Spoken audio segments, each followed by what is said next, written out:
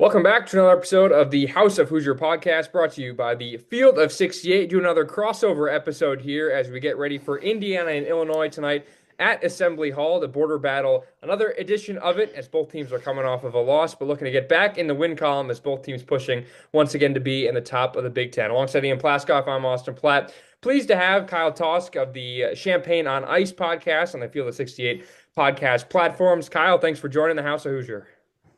Thanks for having me, guys. I always love talking some hoops, and this should be an interesting matchup between the Illini and Hoosiers on Tuesday night. I'm excited for it. Absolutely, as are we. Both teams could be without, obviously, big pieces. That's probably the first place to start. Obviously, Illinois this year has been really, really good. Kind of coming into the year, it felt like we didn't know a ton about Illinois in the Big Ten, and we knew a lot about Indiana. And it feels like the expectations of them have kind of been switched. Like Illinois is at the top of the Big Ten right now, at least towards the top, with that the lost Northwestern and now the lost USC. But a really good team in the top 25 with some really good games they have. And Indiana is just kind of like outside of that kind of top tier right now, still in the top half of the Big Ten. But it feels like from what we thought going into the year, everything's been switched. I guess overall, Kyle, how have you seen Illinois play so far? And now without Jakucionis potentially for another game, kind of his status still up in the air as we're recording this on Monday night. But just how have the Illini kind of looked in your eyes so far this year? Yeah, they've been a fun team to watch when they've played really well. You've seen the ceiling. They've looked unbeatable. They went to Oregon a couple weeks ago in Eugene, beat them by 32. They made 16 threes. I don't think anybody in the country was beating Illinois that night. They beat Penn State by 40 last week, and that was even without Jakucionis. They had a game on Thanksgiving against Arkansas where everything was clicking for them. So the highest end of what Illinois can be is pretty exciting. I think it's up there nationally as one of the higher ceiling teams in the country when everything's working for them.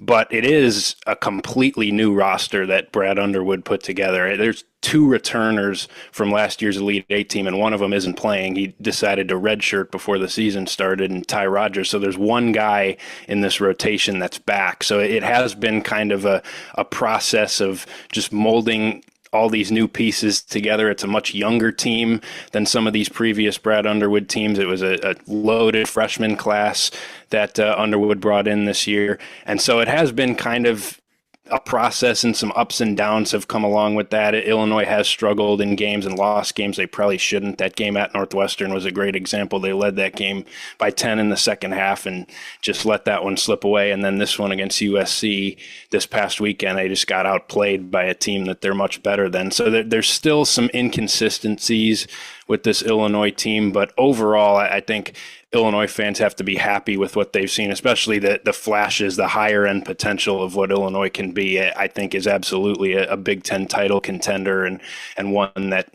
should be very dangerous come the NCAA tournament. And obviously, Jakucionis, when he's healthy, is pretty spectacular. That is something that's going to loom very large for this game, because we saw on Saturday against it does look a lot different when he's not out there. No, Kyle, thanks for joining us. I do want to ask you about this. I haven't seen much Illinois basketball this year, but I have seen a lot of Indiana.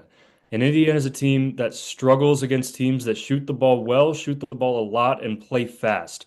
Now, of what I've seen about Illinois, at least in the short amount of time I've seen them this year, that fits the build of this Illinois team. So how do you see pace and shooting factoring into this one? Yeah, I mean, that's really the style of play that Illinois wants to play, and it's really been a staple of Brad Underwood's offenses here recently, but especially this year's team. He went all in on a team that's going to run and gun, shoot a lot of threes. I think they're top 20 in the country in three-point rate. They haven't actually shot it as well as I think many people would have thought. They're only sitting at 33% from three on the year, which is just inside the top 200. I think that's been kind of the biggest frustration with Illinois, and especially in some of these games where they've underperformed, is they have gone ice cold from three, but they're so dependent on it. That is ultimately where they want to derive a lot of their offense, and a lot of those threes do come in transition, because Brad Underwood preaches to his guards, off misses, he wants to push the pace. He wants to get shots up in the first 7-10 seconds of the shot clock, and that is a big part of Illinois' offense. But yeah, they've left some to be desired from three. There's some guys on this roster. Kylan Boswell, the transfer from Arizona, shot 38% from three at Arizona his first 2 years. He's shooting 27% from three for Illinois this year. Just can't really explain why that is. He's been in a funk from three. Ben Humrickhouse, a guy they brought in, transfer from Evansville, who shot 42% from three last year, went on like a month and a half slump where he couldn't make more than 1 3 in a game and was shooting like 22%. So there's some guys that have underperformed from three a little bit, but they really come in spurts with Illinois. That Oregon game, they made 16 of them, 16 of 29. I don't think anybody's beating them if they shoot 16 of 29, but they haven't been very consistent with their three-point shooting, and I think that's the one thing that has hurt them, but it's definitely in there, and they're going to get their threes up. They're averaging 33s a game, so that's a big part of their offense, and yeah, they're always going to try to play high-tempo games, and they're at their most comfortable in higher possession, up-tempo types of games for sure. Something interesting is obviously, as you might know, Indiana really did not play that many road games in non-conference. They went to Atlantis, obviously got the breaks beaten off of them, and they've only played now 3 road games and only really 2 true road games in the Big Ten. That game with the Palestra almost looked more like a neutral site game with all the IU fans, and you can tell there's a clear difference with Indiana for certain guys shooting at home versus on the road. Obviously, you're shooting in the same gym. You're used to the setup, the lighting, kind of finding your shot. Have you seen it all with Illinois? Certain guys do better at home versus on the road. There have been some neutral site games, as you mentioned. Is it kind of just a location kind of thing? Not really. I don't think that really has been the case for Illinois because really their best shooting games haven't come at home. At Oregon was their best shooting game of the year by far. Neutral site in Kansas City is where they played Arkansas, and I think they shot 50% from three. They actually haven't shot it well at home as a team all that much. I think they're actually shooting worse at home than they are on the road. So it's not really been the case. I don't know. That definitely exists for a lot of teams. It has been weird. Illinois, I think, has had a few of their flatter performances actually at home, and they've generally played pretty well on the road this year, other than that game at Northwestern that they struggled. So I don't necessarily know if that trend exists for Illinois, but I know it definitely does elsewhere. I think that really hasn't been the case for Illinois. I think that's big. Looking at Indiana, because I was in Iowa City the past couple of days for both the men's and the women's game, and they were a tale of two games. Indiana, especially on the road against teams that play fast like Illinois, they just kind of give up at the end. And, you know, obviously Indiana's going to be back at home at Assembly Hall, so that's out of the picture. But you look at the style of play that Illinois has. They saw it against Iowa on the road. The crowd didn't help them out much, but at any rate, you see that same style at home. And if, you know, Mike Woodson's been under a lot of fire. Everybody knows that. Can he make those adjustments that struggle in the Iowa game? Can he build off of that, get back against Illinois at home when the crowd is with him? We've seen some nice bounce back performances at home. I mean, I know we're talking about the home road splits, and Indiana is obviously much better at home, but that's the question, Austin. I don't know what you think about this because we've seen Indiana go back and forth all year long, and really when they've played at home after some tough road stretches, it hasn't looked too much different. What are your thoughts on if Indiana can bounce back, and if so, how? Well, I mean, it's this issue under Mike Woodson, and it's just the blowout losses. I mean, this is something that kind of I think everyone in the country has seen with Indiana the past few years is when it's not Indiana's night, especially at home, they get blown out. The number of losses by 15 or more points is staggering. I think the fact that students are back is big, and Kyle, we mentioned this right before we hit the record button. Is Illinois students not back in session, which definitely had something to do with that loss against USC, and now Indiana students are back in session for the first home game since it's Minnesota, I think, is the last home game when classes were going on, if I'm not mistaken. And even then, everyone was focused on football. We talk about this in every podcast where it's like, yeah, we're just waiting for football then, and then maybe we'll talk about basketball. Okay, now we have to talk about basketball. But I think that the fans will have a lot to do with it. And I just think, Indiana needs. I think this is a make or break game for Indiana, and I don't. Illinois is definitely not at that stretch yet because you guys are. If the season's season ended today, you'll be a top 4 seed, no problem with the NCAA tournament. Indiana's on the outside looking in right now. They're like kind of a bubble team, kind of not. Like the net ranking, the computer rankings hate Indiana just because like the way IU's schedule has been this year, like the final scores have not been indicative of the way the games have been played. So I mean, right now Indiana's on the outside looking in, and they're desperate, which I think could have something to do with the result tonight. I think it was the most striking thing that I saw in the Iowa game was that when Indiana was playing well in the first half, you saw the coaching staff, Mike Woodson, Kenya Hunter, you see Rosemont, everybody was up and screaming at the floor, directing traffic. It was active coaching. And then when Iowa goes on these 10-0, 11-0 runs throughout the rest of the game, you see the second half and the coaching staff is just sitting on the bench, just watching the game, not doing anything. And then when like Kanan Carlisle jacks up a random three that's followed by a layup on the other end, turnover, and then another 6-0 run, it's just the coaches, whining and complaining on the bench rather than actually trying to fix something. So I think I'd like to see a little bit more of an active coaching style throughout the whole game because we've seen this trend of Mike Woodson giving up when he's down by 10 or more points, which happens to be a lot. And I think Illinois is more than capable of getting up at that mark and beating Indiana handily at home. So this is going to be a big one. I'm with you on the make or break game because Indiana has 2 games coming up that are not necessarily high profile with Ohio State and Northwestern. This is a good game to pick up a quality win. And Kyle, on the other side of this, you see Illinois, you're going into a tough road atmosphere, looking to pick up what would be a better win earlier in the season, or at least in the preseason. But still, it's a big game to get a win in the Big Ten. What are your keys for just pulling out this road victory and trying to exploit the problems that Indiana's had? Yeah, first off, I think it is interesting you mentioned that with Indiana maybe giving up some bigger runs and having the tendency to get blown out. Illinois definitely has had that potential all year. I think I was reading somebody tweeted out over the weekend that Illinois, I think, is in the top 5 nationally in like 10-0 plus runs that they've administered on their end of things. So I think that right there could be a key. If Illinois gets on one of those in the first half, maybe they can just run away with it. And if they let Indiana get some momentum early, I think it could get a lot dicier. But the biggest key really is Kasparas Jakucionis going to play for Illinois because he's just so important. He's their best player by far. Everything runs through him offensively. They look like a totally different team without him. I think it was kind of fool's gold last week against Penn State when they beat him by 40 when he didn't play. Penn State was terrible that night. Illinois had everything working for him. I think he saw really some of the struggles that Illinois has, particularly offensively against USC when he's not out there because he has the ball in his hands so much. Illinois runs so many ball screens with him and their bigs, and he's just such a clutch shot maker. He's that guy in the second half of a close game that's come up time and time again and hit big shots for Illinois.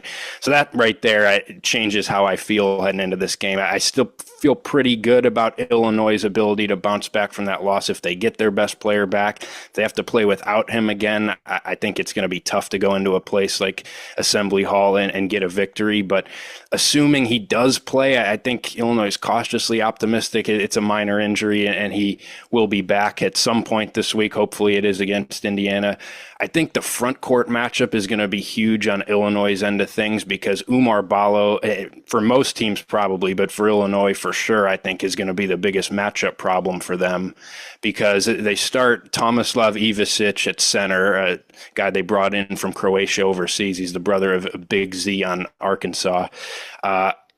He's had a good season so far. He's played pretty well. He has struggled here recently, and he particularly struggles against stronger, more physical big men, and that's Umar Ballo to a T. He's about as physical of a force as you'll find in the Big Ten, and I do worry about that matchup for Ivicic because I think he has struggled with more physical guys that can body him up. He hasn't stood up great one-on-one in the post with stronger big men who can take advantage. It's because he's not a very physical player, and he's a guy that floats around the perimeter a lot more. So I think that's going to be an interesting matchup for Illinois, and also on Brad Underwood. Underwood's end of things. Brad Underwood is so opposed to trapping the post in any game. He never wants to send two defenders to the post. I think Illinois could benefit from doing that against Ballo, though, because if you leave him in single coverage, I think he could have a pretty big night against Illinois. And Illinois' backup center, Merez Johnson, is a guy who has really struggled with fouling this year, and I think Ballo's a guy who could get him in foul trouble pretty quickly when he enters the game.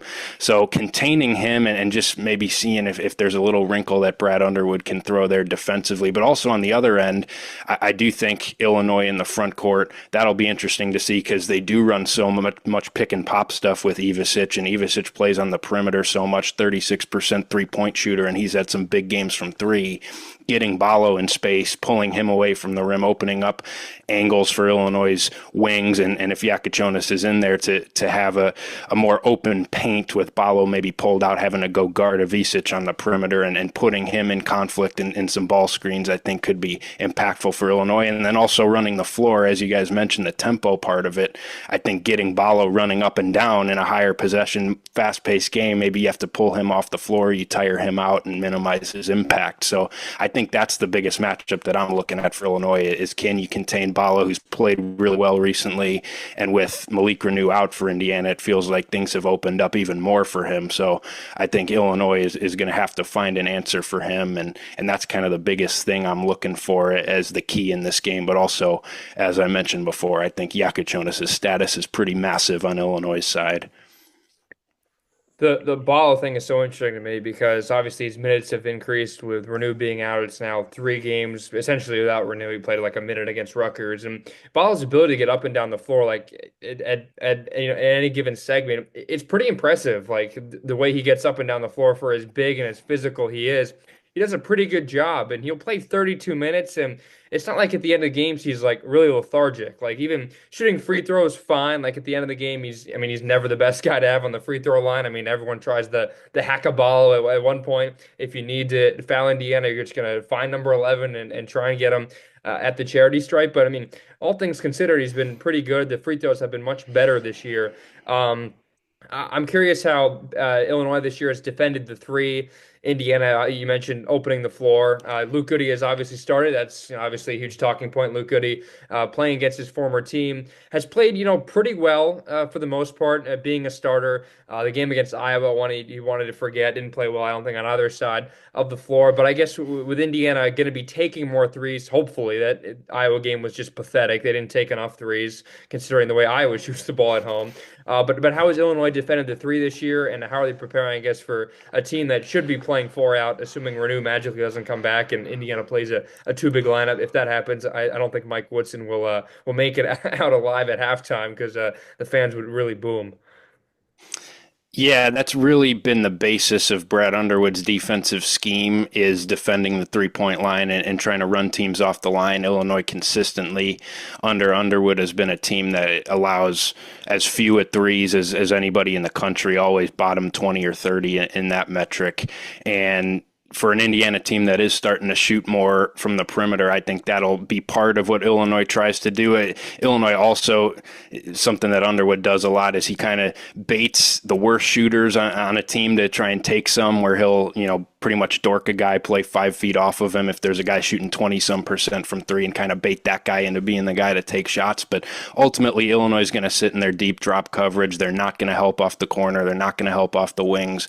They really want to limit teams' three-point attempts in general. And with that, I think Illinois has percentage-wise defended the three pretty well too. So that'll be interesting to see. Obviously, Illinois is going to have a lot of respect for Luke Goody shooting the three. Illinois fans and the Illinois staff is quite familiar with his ability to shoot it, and Indiana definitely has some guys that can beat you from there. I know Mbako, I think, is shooting it pretty well from out there, but Illinois, that's really what it comes down to defensively for them, is they're going to try to force you into the mid-range. They're going to try to force you into their paint defense, which has been pretty good this year. Their guards have been really good at fighting over screens and not allowing guys much shooting space off ball screens. Kylan Boswell is really good on the perimeter when Jakucionis Jakucionis is out there. He's got size and has been pretty good defensively. But yeah, that's really the foundational principle of how Brad Underwood teams have defended is they do not want to allow 3-point attempts, especially to the best shooters on another team. That they are not going to give an inch to those guys, and they're going to do everything possible to limit the attempts that their opponent can get off. So I think that'll be huge in this game too for Illinois. I think if there's a team that you're going to try and limit 3-point attempts from, I think Indiana's going to be one of the easier ones because when there's a 2-pointer available, they're going to take it. We always see the patented Mike Woodson long two. And, Indiana has not shot many threes this year in games that they may have needed to. And then in games where they need to shoot the three, they shoot it too much, like in Nebraska, where they put up like 36 threes or something like that. But you make a really interesting point because Illinois' defensive scheme is built in a way that Indiana likes to play against because Indiana doesn't want to shoot the three ball. They want to move inside the paint, utilize Ballo inside. They like the pull-up twos. You'll see Miles Rice like drive full head of steam into three guys, maybe 7 times tomorrow or today. We're recording this the day before, but Miles Rice loves to drive in the lane. You'll see, moving like off screen, like curler jump shots from like 15 feet away. I think Illinois can defend that well? Yes, I do. And then also it's really give or take because there are nights where Indiana just does not shoot the basketball well, either from 3 or from 2 from inside the lane. It's just such an inconsistent team this year offensively.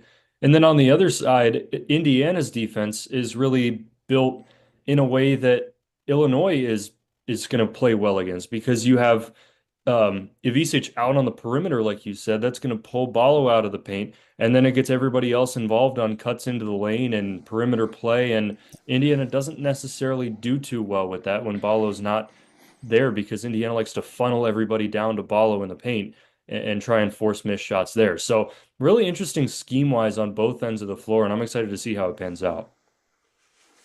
Yeah, no question. I think it'll be interesting, and yeah, I think the common theme with Underwood and just some of the opponents Illinois has gone up against is they will give you as many 15-foot jump shots as you want. And if you ask Brad Underwood about it after the game and a team just made 25 of them on him, he'll throw his hands up and say, I'm okay with that. I want to give up those shots. So that's probably going to be a big key for Indiana is can those guys hit those shots consistently? If they do, I don't necessarily think Illinois has shown in the past that they're going to over adjust and try to all of a sudden completely change up what they're trying to do. They want to force you into non-rim twos as much as possible, and I think Underwood will live with a team taking 40 of them if they have to, even if they make 24 of them or whatever it is and beat them that way. So that I think that'll be a big key for Indiana. But yeah, Illinois, as you mentioned there, I do think that they're going to try to get a lot of threes up here, but they've also been really aggressive at attacking the paint here recently. That's been a more recent trend where I do think that early in the season they lived a little bit too much by the three at times where there were games, especially early in the non-conference, which of course it's easier to do against some of the mid-major and low-major teams you're playing, but Illinois was in the 40s in three-point attempts in some of their November games. Now they have placed a little bit more emphasis on, especially when KJ's in there and he's coming off ball screens and driving and creating. Guys are cutting a little bit more. We've seen some more off-ball movement from guys, especially a guy like Trey White, who starts for Illinois at the 3, has been really good just moving without the ball and creating a lot of opportunities. And Merez Johnson, Illinois' backup center, when he's in, is just an athletic freak who you can throw lobs to, and he's always around the rim, it seems like, creating action there. But also just driving into the paint and getting fouled is a big part of Illinois' game too. Kylan Boswell's really good at that. Trey White's really good at that. Kasparas, when he's in there, is really good at that. But I do think that Indiana can counteract that a little bit if Ballo, just with his size on the interior, if Indiana can funnel Illinois to him a little bit and deter shots. Illinois has had some shots blocked at times this year and has struggled with good rim protectors when they kind of force the issue a little bit. So I think that'll be very interesting to see. Definitely scheme-wise, I think that's a big part of this matchup because I do think that each team maybe has some strengths where the other team is willing to give up. It's kind of weird that the last few matches between these teams, like the top player hasn't played. There's a good chance Jakucionis doesn't play. the last matchup last year in Champaign, Khalil Ware didn't play for Indiana, their best player, which is a little bit of a surprise. And Indiana nearly pulled off the upset. The time before, the last time the Illini visited Bloomington, Terrence Shannon didn't play, I don't think. I think That's right. Yeah. he was out. And Illinois almost won that. I mean, that game almost went to overtime. So, I mean, this has like been a game where the top player doesn't play, and that team still almost finds a way to win. And it feels like if Jakucionis doesn't play, Indiana would be favored to win the game at home, considering that they need quad one victories, like they need air at the moment. It almost stinks that, for two teams that obviously have such high expectations this year that, the top players, if, assuming Renew is again out, may not be playing, kind of stinks, but I mean, you still got to expect a rather tight game between these teams because Indiana's offense this year feels like it's better on paper than it's been in years past. Maybe the defense still has to come along a little bit, but Illinois the past few, I mean last year and especially this year, it's like they will absolutely like they'll score 100 like it's nobody's business, but there are times where they'll give up like 80, 70, 80 points, and it feels like Indiana has the ability to potentially do that, but it feels like with Illinois' shots and their abilities from three, like this game is going to be tight all the way to the end. Yeah, I would expect that. And I do think the very interesting thing to me, I know you look at the analytics and Indiana, ultimately, they have played a little bit faster. It looks like at least their tempo is a little higher than it's been with past Mike Woodson teams. But I do think that style, just which style wins out, will be interesting to see in this game because I think where Illinois has really struggled is if a team has just slowed them down and turned a game uglier.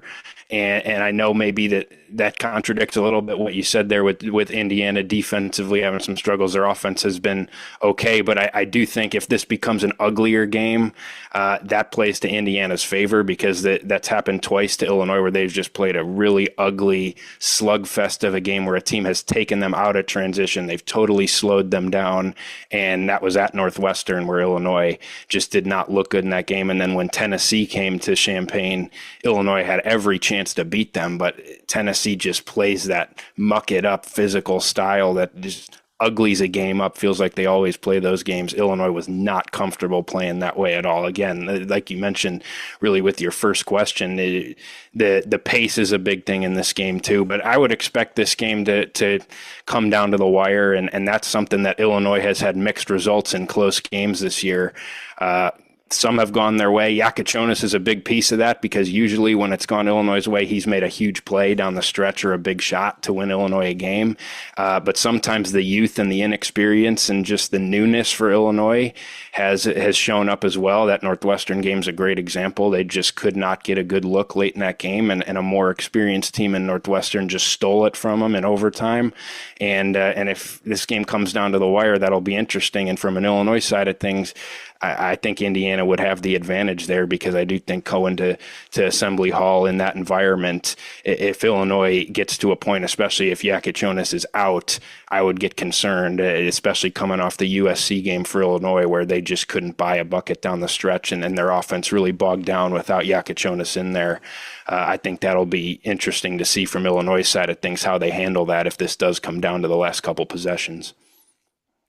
It's interesting to look at because Indiana hasn't really played a close game this year because all their losses, like we've said, have been blowout losses, and then their wins have been pretty comfortable wins, with the exception of almost blowing the game at the Palestra against Penn State. But other than that, we haven't really seen what this Indiana team will do in a close late game situation because at least in the Big Ten slate, they beat Minnesota and Rutgers pretty comfortably. The Iowa game was over well into the second half. I mean, it was just a nightmare. Um, and then USC was pretty comfortable at home as well. So I have no idea how this team is going to play in a close game scenario. And they've got pieces that have, played in close games before, obviously, because they've got a lot of seniors and fifth years and Balo sixth year. But I don't know. It'll be interesting. A lot of unknown factors in this one because with Mike Woodson teams, you just don't know. There's so much inconsistency. And with this team in particular, there's a lot of factors that could be on one game, could be off another, and just it'll happen in the moment.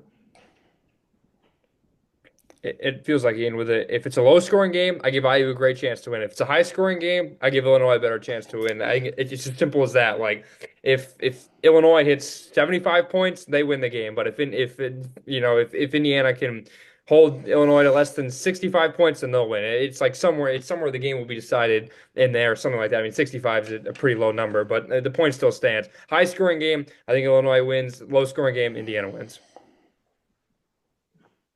I'm with you there. I do want to mention briefly too the Luke Goody thing is interesting because I feel like in any other situation or most other situations, a guy transferring from Illinois to Indiana or really a Big Ten team to another Big Ten team, they'd be public enemy number one to that fan base. And it's just not the case with Luke Goody because I think Illinois fans always really liked him. And there's a ton of respect on Illinois' side. And it wasn't necessarily a situation where, he was bad mouthing the program or it was an ugly exit like you see with some of these transfer portal things. He graduated from Illinois in 3 years, and obviously Illinois people understand the fact that he grew up there in Bloomington as an Indiana fan and wanted to go play at home for the last year. So it's just kind of interesting because normally it'd be like bad blood. This guy transferred from one Big Ten rival to another one, but I don't really think that's the case in this game, but it will be a storyline heading into this game. I certainly wouldn't be surprised if Goody has a big night and cans 5 threes on his former team. I'm curious, Kyle, just from like an Illinois side, kind of what's just the view of Indiana basketball right now from your guys' perspective? Obviously, Indiana kind of viewed as a blue blood in many people's minds. I saw something on Twitter where like Kentucky fans are like, "Fire Mike Woodson. We feel bad for you guys. Like we want the rivalry to be good. We want both teams to be good. Obviously, the Illinois Indiana rivalry, nothing like Kentucky Indiana. But from your point of view, I guess in whatever you've seen Indiana the past 4 years now under Mike Woodson, kind of what's the viewpoint of Indiana basketball? Yeah, it's interesting. It feels like you've just been waiting for Indiana to break back through to what you feel like they should be. It feels like Indiana should be atop the conference every year, and they have talented rosters year in, year out, where it feels like every preseason, Indiana's right up there with, your Illinois and Purdue's and Michigan State's as a team that's picked near the top of the league, and it just hasn't really happened other than that year with TJD and Hood Schifino where they were pretty good. But yeah, it's weird. It feels like you just waiting to see what happens with the Woodson era. I don't think many people around Illinois or really the Big Ten in general are big believers in Woodson, and I'm sure that's not an opinion that Indiana fans haven't heard or shared themselves. But it is interesting because I just feel like Indiana has underperformed here for a long time, but they're still thought of as such a big brand and a team that is always respected around the Big Ten, and you always get excited to go to Assembly Hall for a game like the game on Tuesday night, and that's always a big game on the schedule still, even though Indiana hasn't had a ton of success. You're just kind of waiting for Indiana to break back through, and it just hasn't happened. So I don't know. It's interesting. I'll be interested to see if this is it for the Mike Woodson era or what, and how this team ends up, because it's a really talented roster who went out and spent in the portal, and we'll see. Obviously, they're still in okay position in the Big Ten at 4-2, and could still compete at the top of the league. But I feel like there's just not a lot of trust recently with what they've done that they'll do that. So it'll be interesting to see where things go from here. But I'm just waiting for Indiana to break back out, because I still think they're, in the snap of a finger, they're winning Big Ten titles again.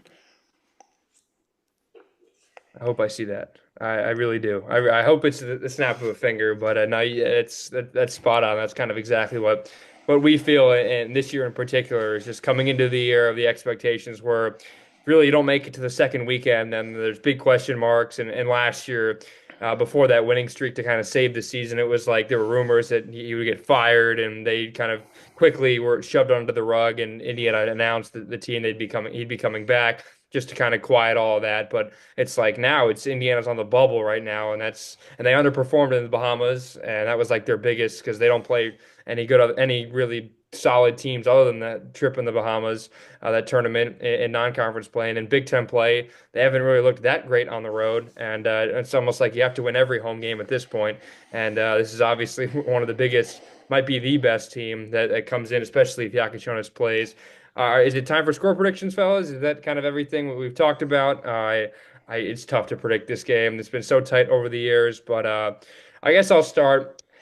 I've been the pessimist, Ian. We've talked about this. I'm the eternal pessimist here. I've really not been a guy that's defended Woodson too much. And as of late, there have been some better things, especially just with Renew out and having to play one big really just solves a lot of problems. I think Indiana wins this game. I don't think Jakucionis is going to play. I just think at this point, if we don't know, then it feels like the answer is going to be no, just from what we know at the moment. So I think IU wins. I'll say, I'll say 75-71. Close game down the stretch, and IU makes their free throws and wins by 4. I'm going to continue on the optimistic route as I have all year. And this is contingent on Jakucionis not playing. Because obviously we don't know. Like you said, we haven't if we don't know by now, it's probably not going to happen. But if Jakucionis doesn't play, I say Indiana dominates down low, makes the free throws, gets Illinois in foul trouble, and is able to knock down enough 15-foot jumpers and a couple of threes. And I think Indiana will win this game 72-68. I will say that Brad Underwood really will never give you anything injury wise. That's kind of been the thing. Like, he won't rule a guy out. He won't rule a guy in. They dealt with some of these minor injuries a couple years ago. It was when Illinois came to Indiana where Terrence Shannon was out, and just magically he was day to day. And then 30 minutes before one game, he's back. And Ayo Dosunmu was hurt a few years ago, and it was the same thing. So I don't know. I feel like there's a little bit greater chance than you guys that Jakucionis does play, just from knowing how Underwood operates. It really probably will come down to just a game time decision, and all of a sudden he could be in there. So I guess I'll take the other side of things and say if Illinois has Jakucionis, it does totally change how I feel about the game. But if they have him, I'll stick with the homer side of things, I guess. But also, I do feel like Illinois has bounced back pretty well here recently. I don't believe they've lost back-to-back games since the 2022-23 season. And they've shown a tendency usually in these spots to bounce back pretty well. And I know especially the way that they got out-rebounded and just were flat on Saturday. Those Brad Underwood practices, I think, were pretty tough here. And I think Illinois will respond well. So I'll go with Illinois here. I do think it's going to be a closer game. If Jakucionis is out, I lean your guys' way. I think Illinois has some issues here. If he does play, I think Illinois can bounce back here. I think they can shoot it a little bit better than they did on Saturday. I'll say Illinois 80-75. I think we all share the same sentiment. If Jakucionis plays, Illinois should win this game. If he doesn't, Indiana should win this game. It's as simple as that, but then yet again, just like SEC football fans, this is why you play the games, and this is why you can be the kings of the what ifs and all that. But then yet again, 40 minutes or maybe more will have to be played, and we'll have to see what happens. Kyle, thanks so much for joining. Enjoy watching the game tonight, and hoping for another good one. And who knows? Maybe I know there's no return trip to just the State Farm Center this year, but maybe a Big Ten tournament. We'll see these teams collide again. It's always a close one, and excited for what should be another close game. Kyle, thanks again. For Ian.